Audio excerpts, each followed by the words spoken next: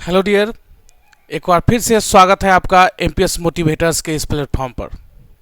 आज हम फिर हाजिर हैं मैथ्स के वैसे इंपॉर्टेंट क्वेश्चन लेकर जो कि बीपीएससी शिक्षक भर्ती परीक्षा के लिए बहुत इंपॉर्टेंट है। हर सेशन की तरह इस सेशन में भी हम मैथ्स के वैसे क्वेश्चन के टाइप लेकर आए हैं जो कि बीपीएससी टीचर्स भर्ती परीक्षा के लिए इंपॉर्टेंट होंगे। आइए देखते हैं पहला प्रश्न। पहला प्रश्न है, एक गोदाम है जिसकी बीमाएं 5 meter into 7 meter into 4 meter दिया गया है। उसमें कितने पार्सल रखे जा सकते हैं जिनकी बीमाएं 25 सेंटीमीटर गुने 50 सेंटीमीटर गुने 25 सेंटीमीटर है। तो यह 3D मेंसुरेशन त्रिविमीय क्षेत्रमिति का यह एक प्रश्न है। डिस्क्रिप्शन में लिंक है, आपसे अनुरोध है आप उसको देखें और फार्मूला सबको रिवाइज कर लें ताकि इस टाइप के क्वेश्चन इजी वे में जल्द से जल्द आप बना पाए। आइए देखते हैं। गोदाम का बीमा दिया गया है और पार्सल का बीमा दिया गया है। गोदाम का लेंथ ब्रेथ और हाइट पता है, पार्सल का लेंथ ब्रेथ और हाइट पता है। यहाँ पे गोदाम का लेंथ ब्रेथ हाइट मीटर में है जबकि पार्सल का लेंथ ब्रेथ और हाइट सेंटीमीटर में है। सबसे पहले दोनों को हम सेम यूनिट में करेंगे, मीटर को सेंटीमीटर में बदल देते हैं। उसके बाद गोदाम का आयतन निकालेंगे, फिर पार्सल का आयतन निकालेंगे, दोनों को भाग करेंगे तो हमें ज्ञात हो जाएगा कि उस गोदाम में कितने पार्सल रखे जा सकते हैं। 5 मीटर है तो 500 सेंटीमीटर, 7 मीटर है तो 700 सेंटीमीटर, 4 मीटर है तो 400 सेंटीमीटर और पार्सल का दिया गया है 25, 50, 25। इसको सिंप्लीफाई करेंगे तो हमें पता चल जाएगा कि कितने पार्सल रखे जा सकते हैं। 25 से 20 बार में 500 कट जाएगा, 25 से 16 बार में 400 कट जाएगा, 50 से 14 बार में 700 कट जाएगा। इसको गुना करेंगे तो 16 दूना 32 और 32 में 14 से गुना करेंगे 448, एक शून्य लगा देंगे 4480। यानी हमारा ऑप्शन बी बिल्कुल सही है। उस गोदाम में हम 4480 इस टाइप के पार्सल रख सकते हैं। इस टाइप के जो भी क्वेश्चन है हमें सबसे पहले ध्यान रखना है कि सूत्र, इससे रिलेटेड जो सूत्र है उसे याद रखें, तब जाकर इसे हम 5 से 7 सेकेंड में इस क्वेश्चन को सॉल्व कर सकते हैं। चलिए अब देखते हैं दूसरा प्रश्न। दोस्तों दूसरा प्रश्न है, दशमलव चैप्टर का डेसिमल का 0.50 और 0.70 के बीच में कितने दशमलव संख्याएं आ सकती हैं। ऑप्शन है 20, 19, 1 और अनंत।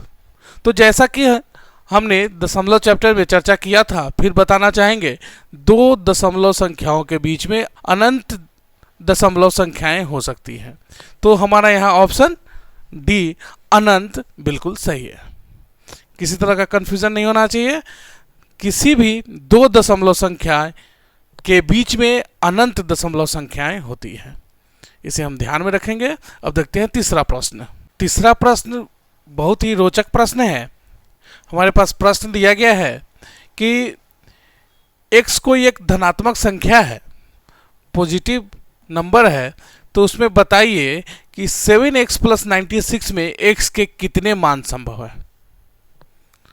तो यहाँ पर 7x + 96 में x के उतने ही मान होंगे जितना कि 96 का फैक्टर होगा।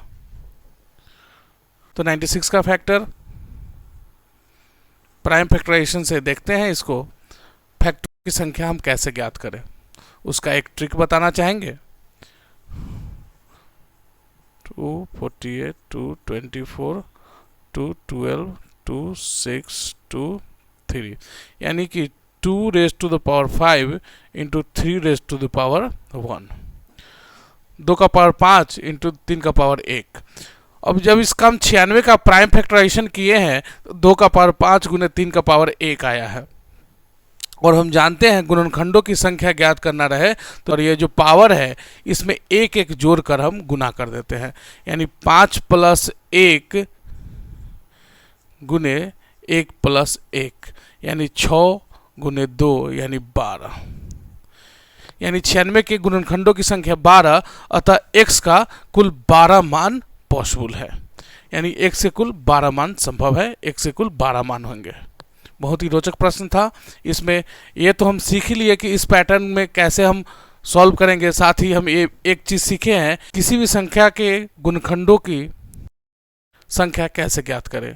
उसके लिए पहले प्राइम फैक्टराइजेशन करेंगे और उसे एक्सपोनेंशियल फॉर्म में लिख देंगे, तब जाकर जो पावर आएगा उसमें +1 करके उसका प्रोडक्ट ज्ञात करेंगे, वही उसके गुणनखंडों की संख्या होगी।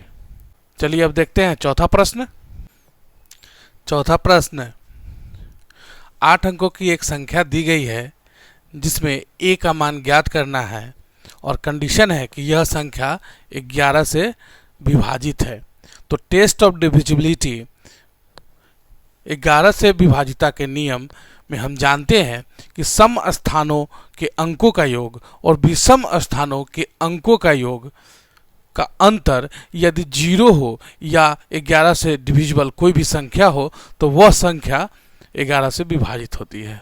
उसी शर्त के मुताबिक हम सम स्थानों पर जो अंक है उनका योग निकालते हैं, फिर विषम स्थानों पर जो अंक है उनका योग निकालते हैं, दोनों को घटाते हैं, दोनों का अंतर 0 के इक्वल करते हैं, फिर a का वैल्यू निकाल लेंगे। बहुत ही साधारण है। 8 + 2 + a + 6 माइनस कर देते हैं 9 + 3 + 7 + 2, इसको 0 मान के चलते हैं कि यह 0 होगा। यदि विभाजित है तो 0 होगा या 11 से डिविजिबल हो तो 0 मानकर चलते हैं। 8 2 10 6 16 + a माइनस 9 3 12 7 19 2 21 बराबर 0, यानी कि -5 + a = 0। तो a का वैल्यू क्या हो गया 5, यानी हमारा ऑप्शन सी जो कि वैल्यू है a का 5 बिल्कुल सही है, करेक्ट आंसर। अब हम देखते हैं पांचवा प्रश्न। पांचवा प्रश्न त्रिकोणमिति से लिया गया है। प्रश्न में त्रिभुज ABC में कोण B समकोण है और tan A का मान ज्ञात करना है, जबकि यहाँ CA और BC का वैल्यू दिया गया है। दोस्त हम एक बात चर्चा करना चाहेंगे, जो ट्रिग्नोमेट्री इधर रिवाइज नहीं कर पाए उनके लिए, कि ट्रिग्नोमेट्री हमने पहले पढ़ाया है, आप उसे देखें, डिस्क्रिप्शन में लिंक है, और जो भी सूत्र हैं उसको याद करें। सूत्र बहुत ज़रूरी है, मैं बार बार चर्चा करता हूँ।